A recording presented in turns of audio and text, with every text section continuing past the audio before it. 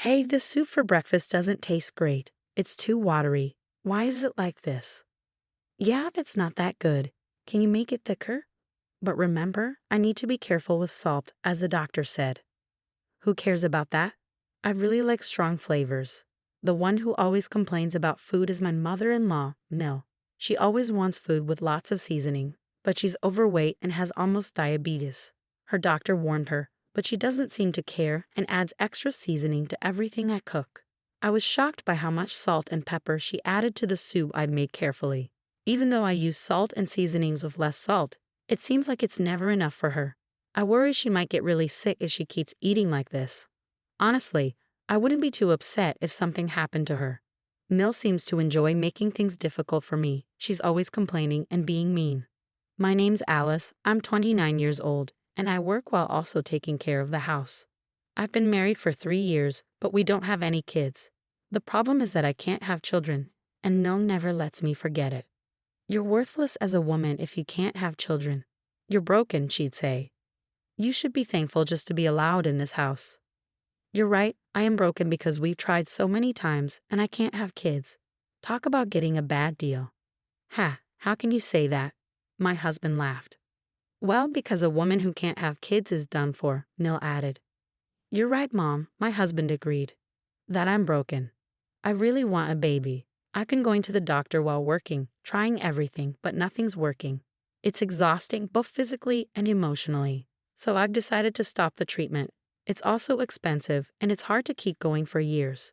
My husband used to say spending money on fertility treatments was pointless. But he also pushed me to get pregnant quickly. Why bother pressuring me? I can't get pregnant just because you want me to, I thought to myself. After giving up on treatments, I thought about being happy with just my husband and me. But my mother-in-law still hoped for a grandchild to tease me about. She even bought diapers and proudly showed them off. Look, I got diapers, she said excitedly. You'll need them one day. Haha, aren't those a bit small for you, Mel? I joked back. Haha, hey, these are for a baby, can't you see that? She replied. Well, I wouldn't know. I'm the broken woman who can't have kids, I retorted sarcastically. That's enough. Angrily, my mother-in-law stormed off to her room. Thank goodness, I thought, already tired from work and not wanting to deal with her mean comments anymore. It seems like she has nothing better to do than make my life miserable. We moved in with my in-laws after my father-in-law passed away a year ago. My mother-in-law was heartbroken. Then, around the same time, she was warned by her doctor about her risk of diabetes. That's why we moved in. My husband wanted to support his mom, but despite having diabetes, she's okay as long as she takes her medication and eats well. There's nothing to worry about, well, except that she often forgets her meds and eats whatever she wants, so her condition might worsen eventually. Even if that happens, I really don't want to be responsible for taking care of my mother-in-law. I'm still working and really busy. Taking care of in-laws in my 20s? No thanks. The next day was my day off, so I was doing chores around the house. My mother-in-law, who usually just sits on the sofa snacking, suddenly got up and went into my room. I didn't want her in there, but my hands were full, so I didn't say anything. I cleaned your room for you, she said. Thanks, I replied, feeling suspicious. Maybe I should switch rooms with my husband. You know, if you leave your room messy, you'll attract bugs, she chuckled. Sure, enjoy your clean room, I replied, feeling unsure about her intentions. My mother-in-law seemed to think I was grateful, which only made her behavior more suspicious. I had a feeling she was up to something. That night, I decided to sleep in my husband's room. He'd been away on business since yesterday, so he wouldn't know. Even if he finds out, I knew he wouldn't be upset. So I made my choice. I work as a nurse with regular hours, so we have separate bedrooms. Part of it is because our relationship has cooled off, but mostly it's because I don't want to disturb him when I work night shifts. I waited until my mother-in-law went to her room, then I went to my husband's room. Okay, she's in her room, time for me to get some sleep too, I thought. And so, I ended up sleeping in my husband's room for 2 days. My mother-in-law started to get suspicious because I seemed too happy. She began asking strange questions. Are you sure you're not feeling any discomfort or anything? She asked. What do you mean? I replied, avoiding her gaze. Oh, never mind, she said, dropping the subject. Was there something she was wondering about? Avoiding eye contact, my mother-in-law ate her meal alone. I had the night shift that day, so I planned to relax at home before heading to work. But relaxing isn't really an option for me since my mother-in-law never helps around the house. She enjoys telling me what to do while she sits on the couch, eating snacks and reading Japanese comics for women. She's probably reading and plotting her next move to make her annoying daughter-in-law upset. I glanced at the cover of her comic. It was titled Epic Mother and Daughter-in-Law Swamp Battle in English. I couldn't help but roll my eyes at her choice of reading material. Eventually, my husband returned from his business trip, but it was already 10 p.m. GH. I'm exhausted. I'm going to take a bath, he said. Sure, I'll heat it up for you. Have a beer while you wait, I suggested. Thanks, I will. Oh wait, it's not safe to drink alcohol before taking a bath. Okay, I'll have a non-alcoholic beer then, he reluctantly agreed, listening to my advice about the dangers of mixing alcohol and hot water. You'd think he'd know better. Even saunas have signs warning against entering if you're drunk. But no, common sense isn't so common for him or my mother-in-law. After that, my husband took his bath and started singing loudly. We live in a single-family home, but singing at this hour.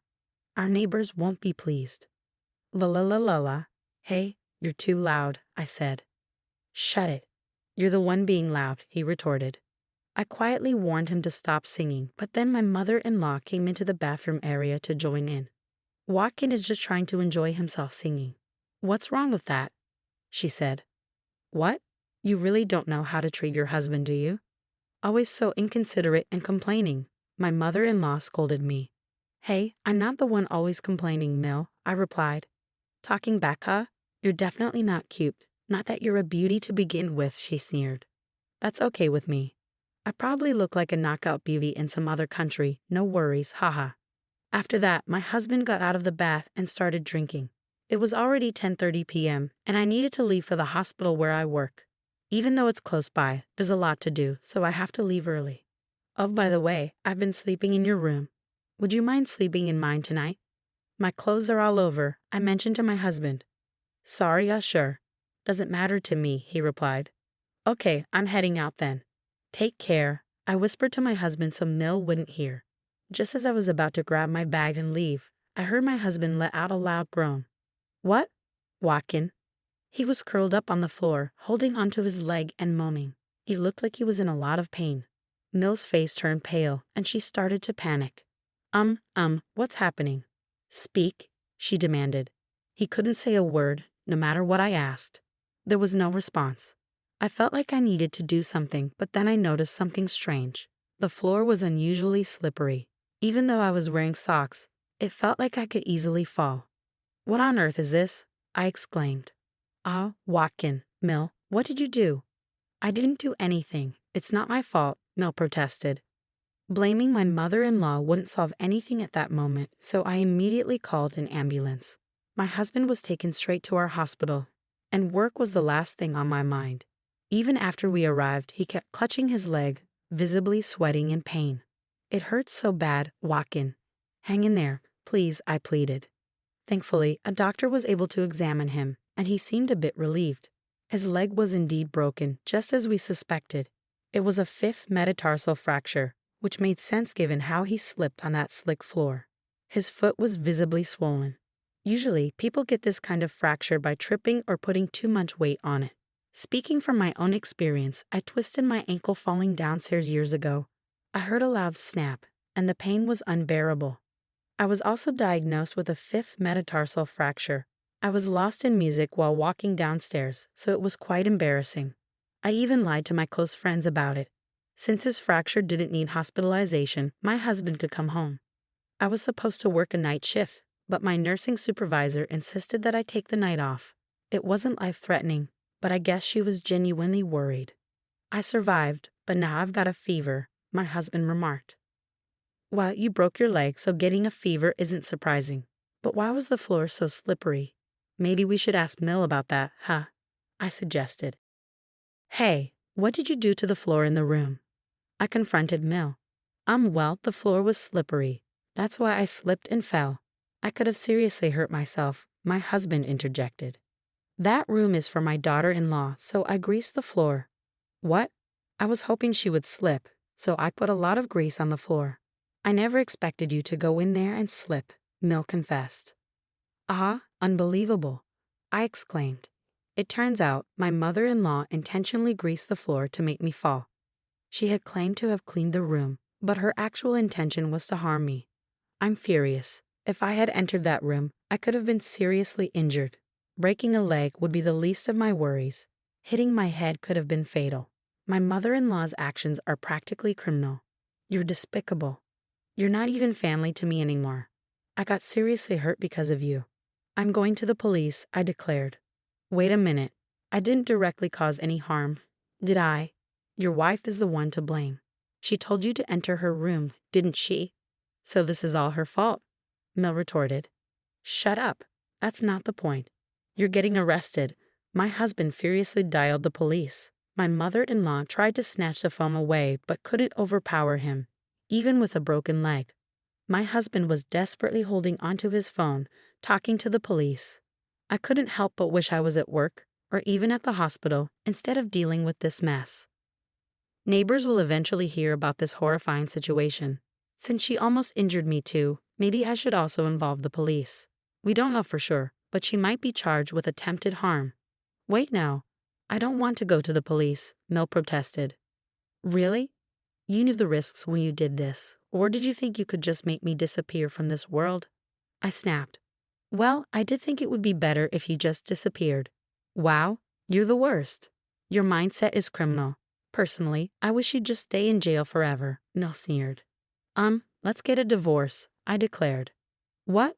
I can't keep living like this. If I stay in this house, I might actually be in danger one day. I'm too scared to live with that. Plus, I can't tolerate your lack of morals anymore, I explained. Wait, please don't say we'll divorce over this, my husband pleaded. Over this, you belittled me, called me defective. Do you even realize how much that hurts? I can manage without you just fine, I stated firmly. No, I need you. I was depending on your income. I even signed a new car contract. I finally got the Toyota Century I've always wanted from Japan. My husband protested. I don't care anymore, I said, feeling determined. I managed to clean the slimy floor and quickly packed my belongings into a bag. I stuffed more into my carry-on, took off my wedding ring, and placed it on the table. While searching through a shelf full of dishes, I thought about bringing the divorce papers. Ah, found it. The divorce papers you wrote before. Remember how you wrote that if I can't have a child within 2 years, we divorce? Thanks. I can't have children now, so let's divorce, I declared, holding the papers in my hand. You must feel relieved now, I added. Wait, what about the loan for my Century? My husband asked. Who cares? I replied dismissively. I left the house and went straight to the hospital.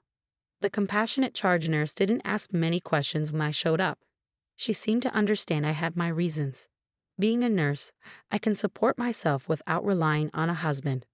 I wondered why I endured being treated poorly by my in-laws, enduring their mean comments. The whole situation felt ridiculous, so I decided to focus solely on my job and stop dwelling on it. The next morning, I filed for divorce, and he's now my ex-husband. Given the emotional pain he caused me, I consulted a lawyer about getting compensation. In the end, my ex-husband had to pay me, and I couldn't help but think serves you right. Since the police got involved, it seems the neighbors have been avoiding my mother-in-law because she blabbed about why my ex-husband broke his bone. Everyone thinks she's a terrible parent, which is understandable. My ex-husband no longer wants anything to do with her and seems to have kicked her out. Though there is some kind of survivor's benefit program, it doesn't pay much. She's been crying that living alone is impossible. She loves to eat, and because of her, our grocery bills were outrageous, so living on just the survivor's benefit would mean a very modest lifestyle. As for my ex-husband, I don't care what happens to him anymore. He mentioned something about taking out a car loan, but I have no idea what happened with that. I assumed he wouldn't be able to afford it on his salary. He took me for granted and thought I would contribute money too, which annoyed me so much. Even though he's not particularly wealthy, he's the type to buy a new car without thinking. Later, I started dating a doctor at the hospital, and 2 years after that, we got married and were blessed with a child, which felt like a miracle after all I'd been through. From now on, I'm committed to